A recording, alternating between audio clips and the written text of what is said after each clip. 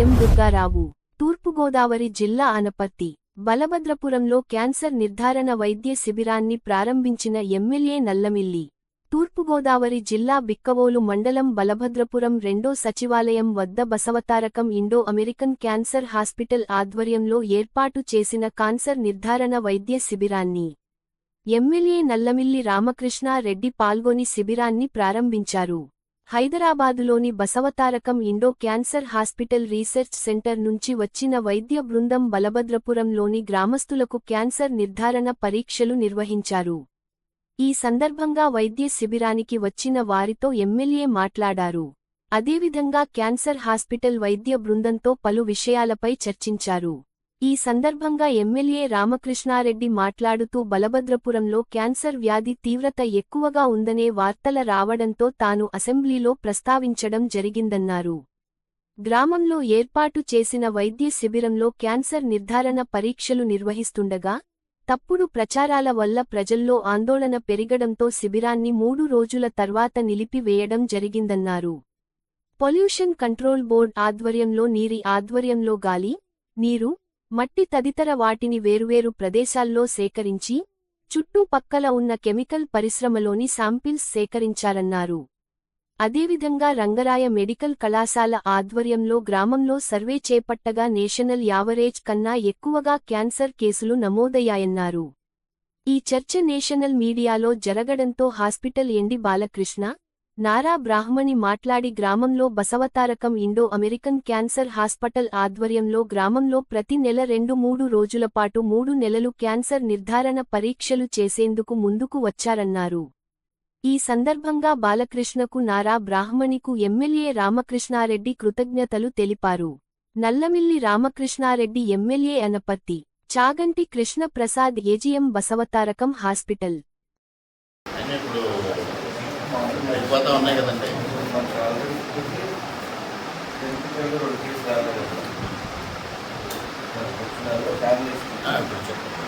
Sir అందరూ చేయండి sir. Life style diseases కూడా ఇంతకుముందు డయాబెటీస్ ఫ్యామిలీ హిస్టరీ చూసేవాడు. ఎవరికైనా పెద్దవాళ్ళకు ఉంటే ఛాన్సెస్ ఆర్ మోర్ అని. కానీ బట్ ఇవాళ అందరికీ డయాబెటీస్ బాగా పడుతూ ఉన్నాయి. ప్రతి కుటుంబంలోనే ఉంటున్నారు. అంటే ఫ్యామిలీ హిస్టరీ లేకపోయినా అదే ఇక్కడ కూడా క్లినికల్గా కూడా మన దగ్గర 100 పేషెంట్స్ వస్తుంది. 45 to 50 మంది మాకు ఎగ్జాంపుల్ మాకు ఇక్కడ ఒక సీనియర్ ఫిజిషియన్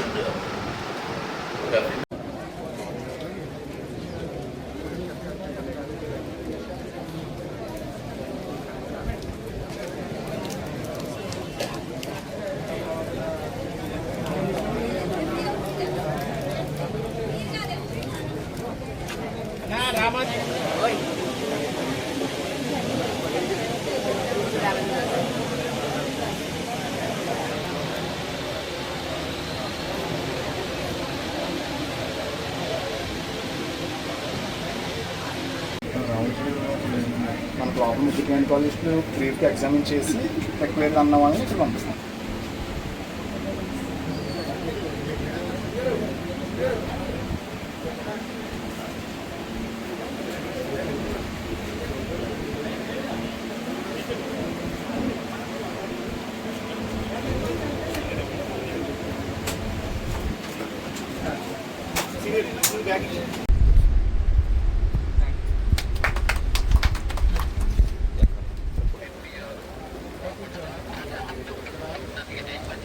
కాదు సత్యనారాయణ గారు, మీరు వెస్ట్ గోదావరిలో ఉన్నారు కాబట్టి వెస్ట్ గోదావరి నుంచి అటు కృష్ణా గుంటూరుకు మీరు వెళ్తే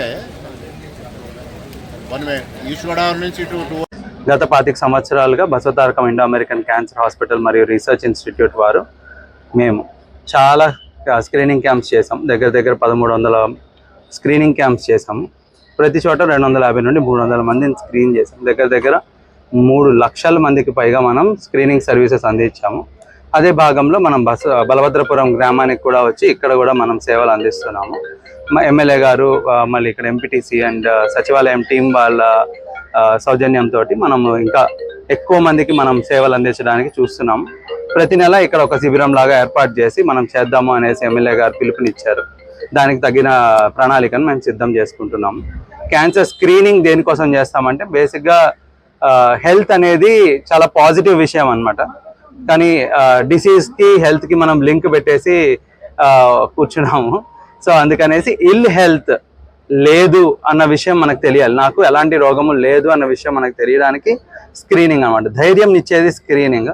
క్యాన్సర్ నిర్ధారణ పరీక్ష అనేది నాకు క్యాన్సర్ లేదు అనే దాన్ని నిర్ధారించుకుంటాం అనమాట. ఇక్కడ ఏమి మనము డైరెక్ట్గా మీకు ఉంది అన్నట్టు ఎవరికి చెప్పాము, ఎందుకంటే మాకు కూడా తెలియదు అన్ని టెస్టులు చేయకుండా. సో ఎవరికైతే అనుమానం ఉందో వారికి మాత్రం మనం నెక్స్ట్ లెవెల్ టెస్ట్ రాసి వాళ్ళని మనము నెక్స్ట్ లెవెల్ డయాగ్నోసిస్కి ట్రీట్మెంట్కి పంపిస్తాము. అందులో కొంతమందికి మనం పాజిటివ్స్ రావడం చూస్తున్నాము. సో మన ఇంట్లో క్యాన్సర్ ఉంది అని మనం భయపడాల్సిన అవసరం లేదు. వెంటనే మనం తగిన పరీక్షలు చేయించుకుంటే ప్రారంభ దశలోనే కనుక అది మనం అనుమానించి మనం కనుక నిర్ధారించుకుంటే తొందరగా తక్కువ ఖర్చుతోటి, తక్కువ శ్రమతోటి, తక్కువ బాధతోటి మనం ఆ క్యాన్సర్ నుండి బయటకు వచ్చేయచ్చు. క్యాన్సర్ కంప్లీట్గా క్యూర్ చేసే అవకాశం కూడా ఉంది. దానికి మనం అవేర్నెస్ తోటి ఉండాలి, మనం ఎరుకతోటి ఉండి మనకు తగిన పరీక్షలు మనం చేయించుకోవాలి. ఇవాళ మా చైర్మన్ గారు బాలకృష్ణ గారు కావచ్చు, మా మేనేజ్మెంట్, మా CEO అందరు కలిసి మేము క్యాన్సర్ ప్రివెన్షన్ ఒక 25,000 మందికి ఈ సంవత్సరం చేయాలని చెప్పి సంకల్పించుకున్నాము. ఆ ప్రక్రియలో ఆంధ్రప్రదేశ్, తెలంగాణ రాష్ట్రాల్లో అన్ని ఊళ్ళల్లో మేము వెళ్ళి క్యాన్సర్ స్క్రీనింగ్ కండక్ట్ చేస్తున్నాము. అలాగే బలభద్రపురం కూడా వచ్చాము. ఇక్కడ ప్రజలు కానీ అందరు చాలా స్నేహపూర్వకంగా మమ్మల్ని ఆహ్వానించారు. అందరికీ ధన్యవాదాలు. ఇవాళ బలభద్రపురం గ్రామంలో క్యాన్సర్ వ్యాధి తీవ్రత ఉంది, ఎక్కువ మంది ప్రజానీకం క్యాన్సర్ బారిన పడుతున్నారని వస్తున్న వార్తల నేపథ్యంలో గత శాసనసభ సమావేశాల్లో ఆ విషయాన్ని నేను శాసనసభలో ప్రస్తావించడం, ప్రభుత్వం వెంటనే సత్వర చర్యలకి చేపట్టడం కూడా జరిగింది.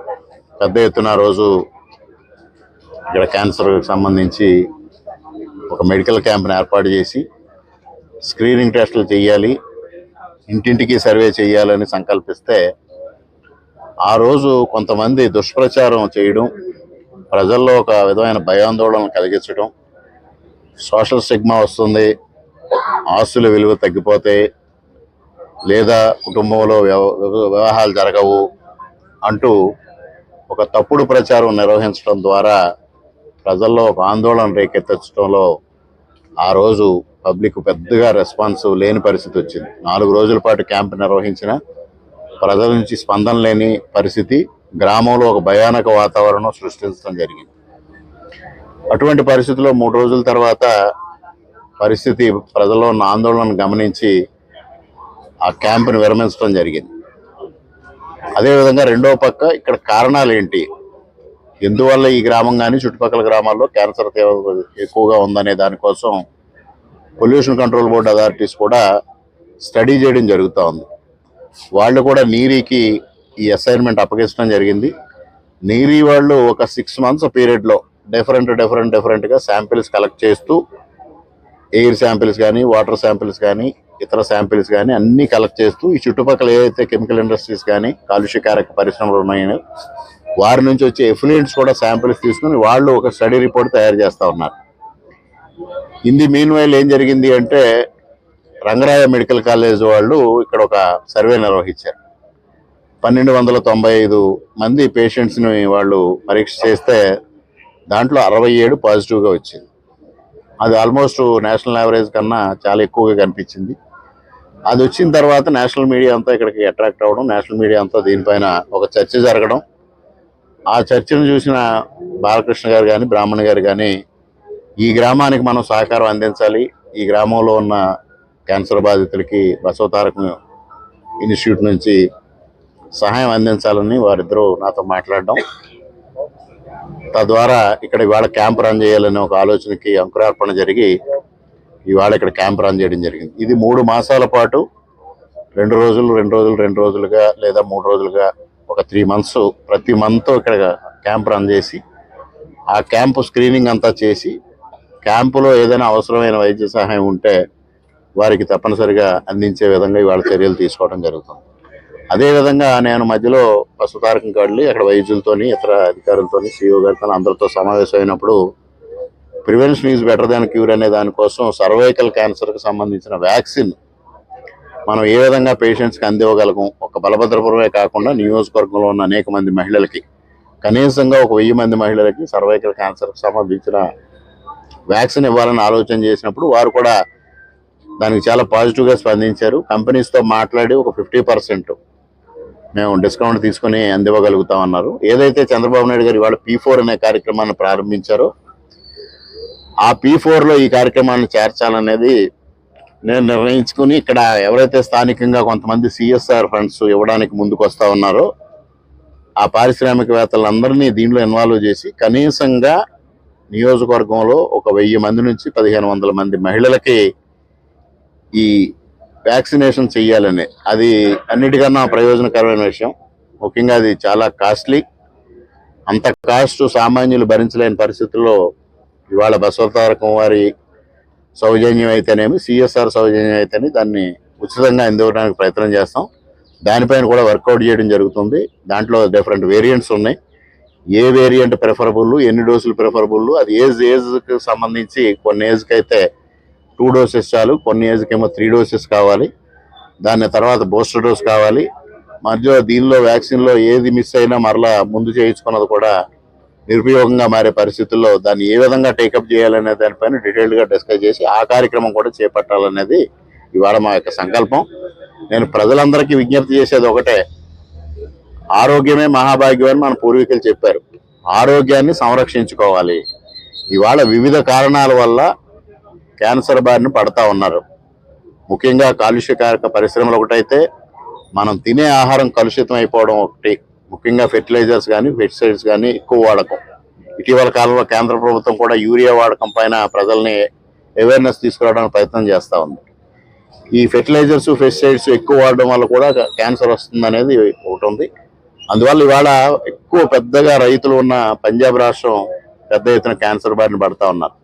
పంజాబ్ నుంచి ఢిల్లీకి ట్రీట్మెంట్ కోసం వెళ్ళే దానిలో ఒక రైలుని టోటల్గా క్యాన్సర్ ఎక్స్ప్రెస్ అని పేరు పెట్టే పరిస్థితి వచ్చింది అక్కడ. అందువల్ల ఇవన్నీ డీటెయిల్డ్గా ఎగ్జామిన్ చేసి ఇవాళ పెద్ద స్థాయిలో వైద్యులు వచ్చారు, ఫిజిషియన్స్ వచ్చారు, అన్ని రకాల వైద్యులు వచ్చారు. మమోగ్రఫీ కానీ, ఎక్స్రేస్ కానీ, అల్ట్రాసౌండ్స్ కానీ ఇవన్నీ తీసుకొచ్చారు. తప్పనిసరిగా స్క్రీనింగ్ అన్ని విధాలుగా స్క్రీన్ చేసి అనుమానితులకి ఫర్దర్ ట్రీట్మెంట్ చేయడం కోసం ముందుకు వెళ్తా ఉన్నాం. ఇటీవల కాలంలో ఒక బ్లడ్ శాంపిల్ ద్వారా భవిష్యత్తులో వారికి క్యాన్సర్ వస్తుందా లేదా అనేది తెలుసుకోవడానికి కూడా అవకాశం ఉందనేది స్టడీస్ వస్తూ ఉన్నాయి. అది కూడా నేను ఇప్పుడు వైద్యులతో చేసినప్పుడు అది కొద్దిగా కాస్ట్లీ అఫైర్. తప్పనిసరిగా అటువంటి ఏదైనా హిస్టరీ ఉన్నవాళ్ళు కానీ, ఫ్యామిలీ హిస్టరీ ఉన్నవాళ్ళు కానీ వాళ్ళని ఐడెంటిఫై చేసి ఆ దిశగా కూడా చేద్దామని వారు చెప్పడం జరిగింది.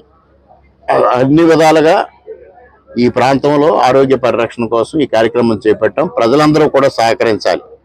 మీకు గ్రామంలో క్యాన్సర్ లేదు అని తెలిస్తే అంతకన్నా సంతోషకరమైన విషయం వీళ్ళ ప్రభుత్వానికి కానీ మాకు కానీ ఎవరికీ లేదు.